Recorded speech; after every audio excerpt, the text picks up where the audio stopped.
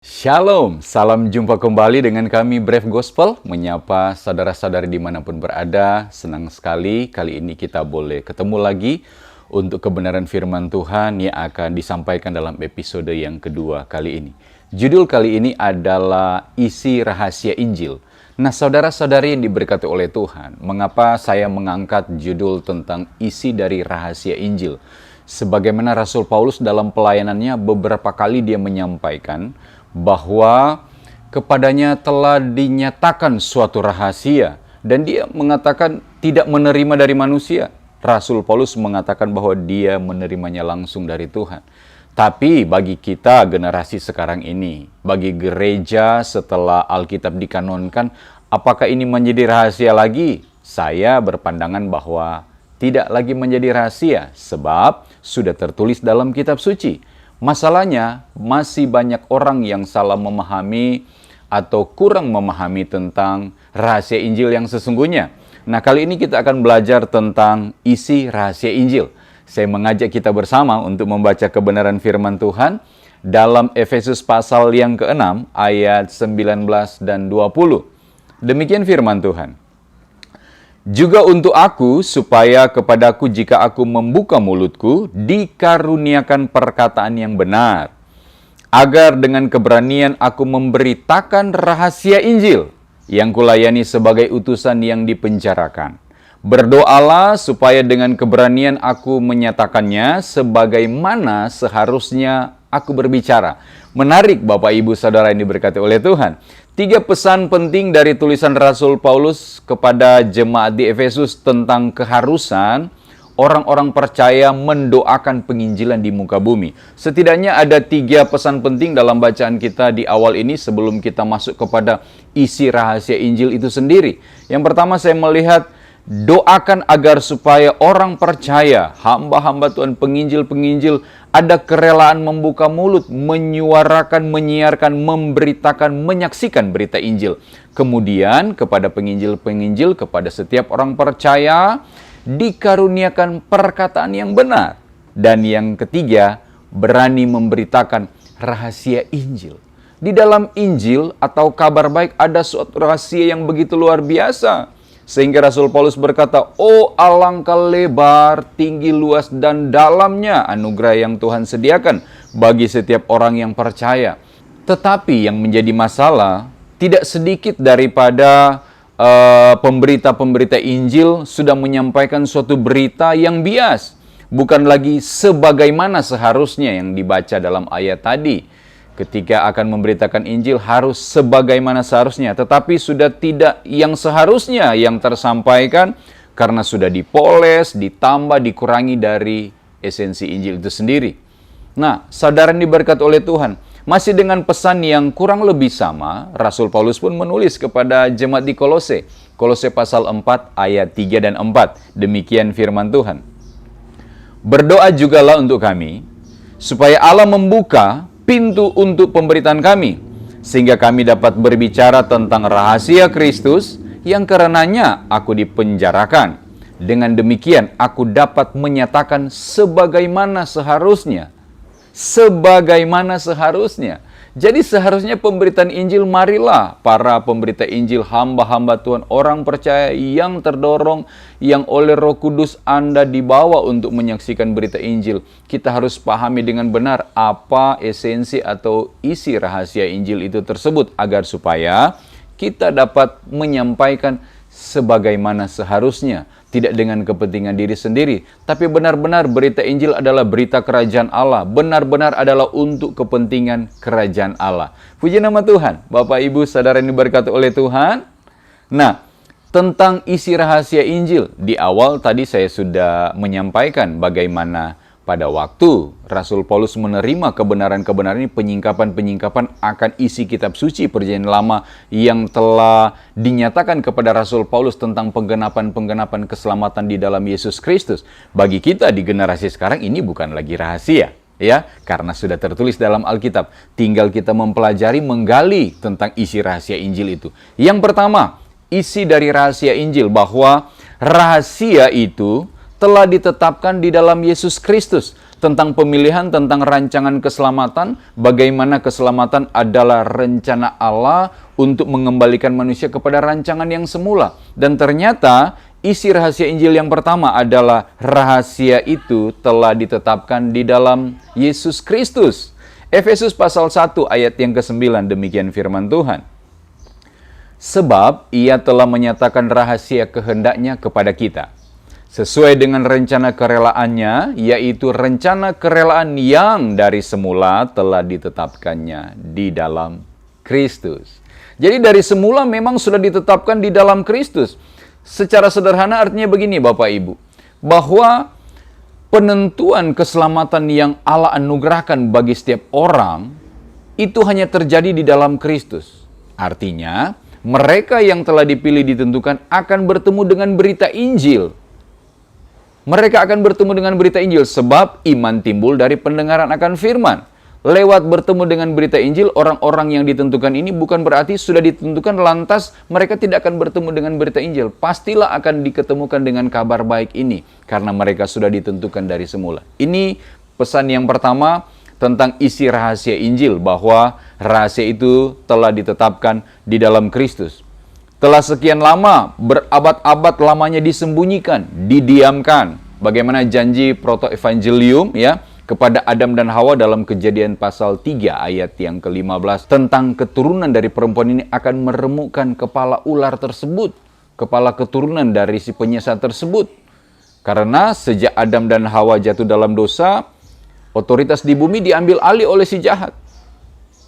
Nah, kabar baik bahwa Injil telah disiarkan tentang kerajaan Allah, tentang invasi kerajaan Allah yang akan menyelamatkan umat manusia, yang akan mengambil alih kembali pemerintahan bumi. Bahwa kabar kerajaan ini telah ada kerajaan sorga yang ditegakkan di muka bumi dengan Yesus Kristus yang adalah Tuhan dan Rajanya. Nah, Bapak Ibu yang diberkati oleh Tuhan, bagaimana telah disembunyikan sekian lama, berabad-abad lamanya disembunyikan kebenaran ini. Roma pasal yang ke-16 ayat 25.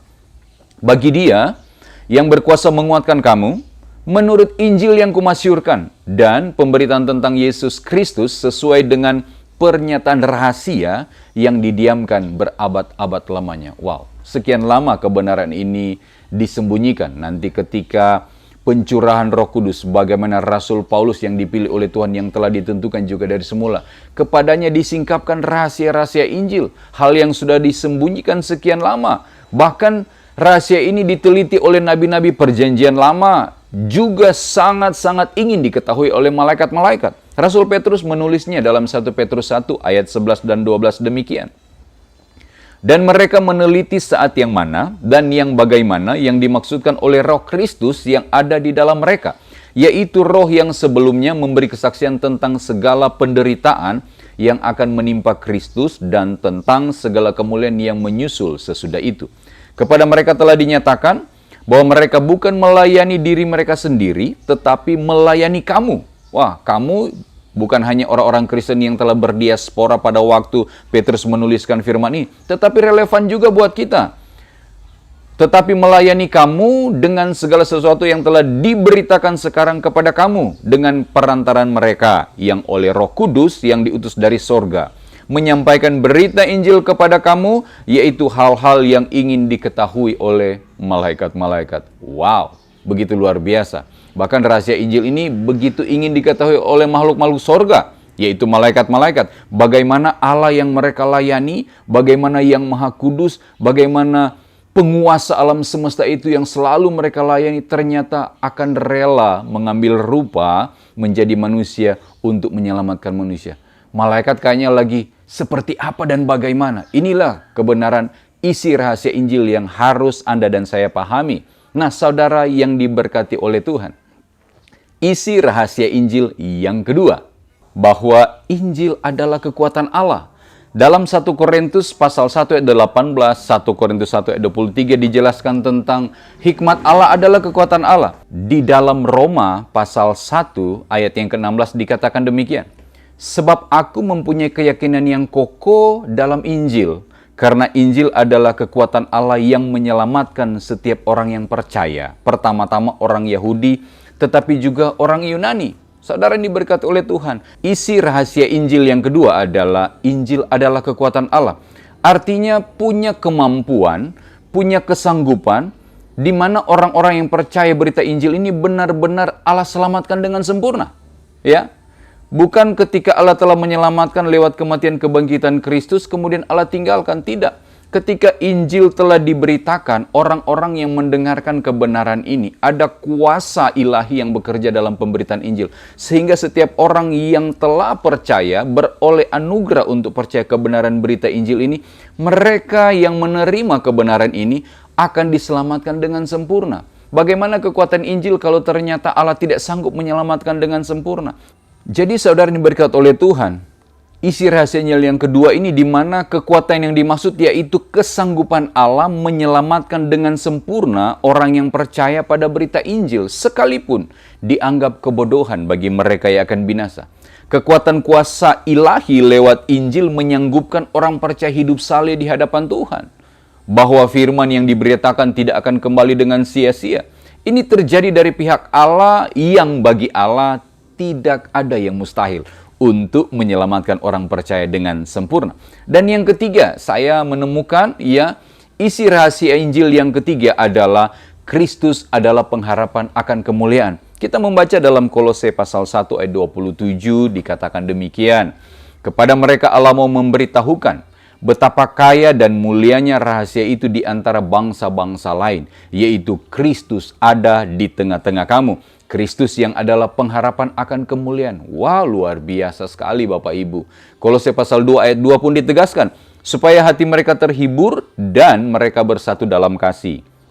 Sehingga mereka memperoleh segala kekayaan dan keyakinan pengertian dan mengenal rahasia Allah yaitu Kristus. Ternyata isi rahasia Injil yang selanjutnya adalah Kristus di dalam kamu. Christ in you. Manusia yang sebenarnya telah kehilangan kemuliaan Allah sebagaimana dijelaskan dalam Roma pasal 3 ayat 23. Manusia kembali beroleh pengharapan akan mengalami dipulihkan kemuliaan Allah yang hilang itu dengan Christ in you. Kristus ada di dalam kamu lewat dilahirbarukan melalui berita Injil yang menghasilkan benih ilahi atau kodrat ilahi ditanamkan bagi kita. Menjadi jaminan tidak mengalami kematian kekal, tetapi kita beroleh kehidupan yang kekal. Rasul Petrus menulis dalam 1 Petrus pasal 1 mulai ayat 23 sampai 25. Bagaimana manusia atau semua yang hidup diibaratkan seperti rumput yang kering mati, layu, dibakar selesai. Tetapi orang-orang yang telah memperoleh benih ilahi akan hidup sampai selama-lamanya. Bahwa Roh Kudus yang dimeteraikan menjadi jaminan dari semua janji Allah, dari semua penyediaan Allah, kesanggupan Allah diterima oleh orang percaya untuk dapat mengerjakan keselamatan dengan takut dan gentar. Puji Tuhan, saudara yang diberkati oleh Tuhan. Kita langsung dengan poin yang keempat, isi rahasia Injil, bahwa rahasia kuasa Injil yang menjadikan orang percaya menjadi ciptaan yang baru di dalam Tuhan. Ini adalah suatu yang luar biasa. Bagaimana setiap orang yang ada di dalam Kristus, sesungguhnya yang lama sudah berlalu, yang baru sudah datang. Orang-orang percaya benar-benar auto menjadi anak-anak Allah, menjadi orang kudus, menjadi bait Allah, menjadi keluarga Allah, menjadi murid Yesus, menjadi prajurit Allah, menjadi sesuatu yang luar biasa yang Allah anugerahkan. Dan ini terjadi dari pihak Tuhan, terjadi dari pihak Allah bagi setiap orang yang dilahirbarukan, menjadi ciptaan baru. Ada suatu kemampuan untuk bertumbuh ke arah Kristus karena dimulai dari benih Injil yang diberitakan. Ketika benih itu dimeteraikan, kita dilahirkan menjadi manusia-manusia baru di dalam Tuhan. Itu adalah isi rahasia Injil yang keempat. Dan yang kelima, bagaimana rahasia kuasa Injil sanggup menyelamatkan semua orang. Sebagaimana Injil adalah kabar baik, rahasia Injil yang disingkapkan Alkitab bahwa sanggup menyelamatkan semua orang, lintas generasi, apapun latar belakang status strata sosial Anda. Rahasia kekuatan Injil sanggup menyelamatkan semua orang yang percaya, diluputkan dari kematian lewat karya salib Kristus Yesus, sehingga setiap orang yang percaya, baik dari generasi abad pertama, abad kedua, bahkan sampai abad sekarang, bahkan sampai kedatangan Tuhan, rahasia Injil sanggup menyelamatkan orang di setiap generasi. Kalau itu hanya sanggup menyelamatkan generasi abad pertama dan kedua, di mana nilai kabar baiknya? Berarti orang-orang pada generasi yang selanjutnya tidak dapat menikmati hal itu sebagai kabar baik. Tetapi kebenarannya adalah isi rahasia Injil yang kelima, sanggup menyelamatkan semua orang, semua strata manusia, latar belakang manusia, apapun kondisi ekonomi Anda, mau yang paling miskin sampai yang paling konglomerat sekalipun, sanggup diselamatkan oleh rahasia Injil yang ada. Puji nama Tuhan, Bapak, Ibu, Saudara yang diberkati oleh Tuhan. Inilah isi rahasia Injil yang rindu kami bagikan.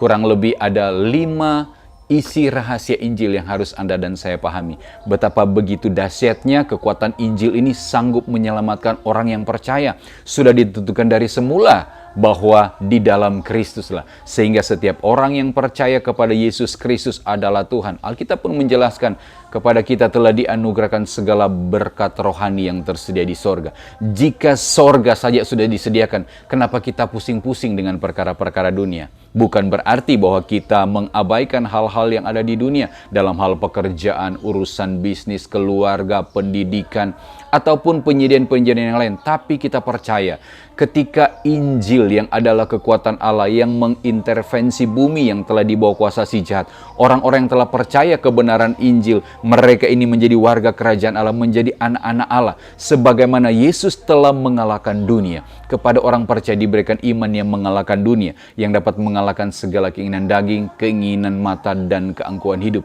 Sehingga orang-orang percaya yang ada di bumi ini akan memenangkan bumi ini bagi kerajaan Allah yang memang telah hadir di muka bumi ini. Tuhan memberkati. Biarlah isi rahasia Injil yang tersampaikan dalam episode yang kedua kali ini bersama dengan Brave Gospel boleh menjadi berkat bagi Anda dan saya. Tuhan memberkati. Shalom.